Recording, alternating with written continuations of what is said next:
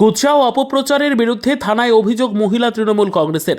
চাকরি বাতিল ইস্যুকে ঘিরে রাজ্য সরকারের বিরুদ্ধে সোশ্যাল মিডিয়ায় কুৎসা ও অপপ্রচার চালানো হচ্ছে বলে অভিযোগ তুলে বালুরঘাট থানায় অভিযোগ দায়ের করল মহিলা তৃণমূল কংগ্রেস।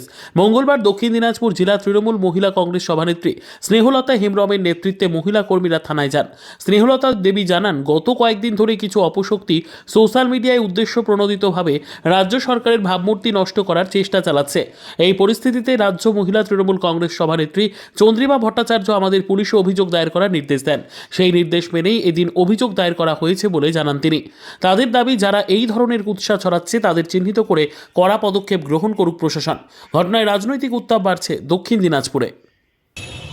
আজকে আমরা বালুরঘাট থানায় একটা এফআইআর করলাম। সেটা আমাদের রাজ্য নেতৃত্ব, যিনি রাজ্য সভাপতি আছেন মাননীয় মন্ত্রী, আমাদের অর্থমন্ত্রী চন্দ্রিমাদি, এবং আমাদের মহিলাদের রাজ্য সভানেত্রী, উনি আমাদের একটা নির্দেশ দিয়েছেন। কিছুদিন ধরে একটা ফেসবুকে প্রচার হচ্ছে যে অফার অফার অফার বলে প্রথমে 18 লক্ষ দিয়ে চাকরি কেন, তারপরে 8 বছরের পর 36 লক্ষ ফেরত দাও, আর জিতে নাও 1000 টাকা করে টাকা মূল্যের লক্ষ্মী ভাণ্ডার।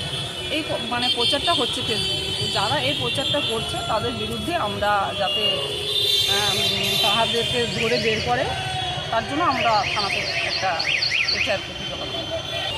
সেটা তো আমরা সঠিকভাবে বলতে পারছি না, তবে যে সম্ভবত যেটা উপলব্ধ করা যায়, বিরোধীরা এটা প্রচার করার চেষ্টা করছে রাজ্য সরকারের বিরুদ্ধে। হ্যাঁ, থানায় আমাদেরকে রিসিভ করে দিলেন, ওনারা দেখবেন, ওনারা চেষ্টা করবেন নিজেদের সাধ্য মতন যারা এই প্রচারটা করছে তাদেরকে খুঁজে বের করার। ব্যুরো রিপোর্ট, উত্তর বাংলা সংবাদ।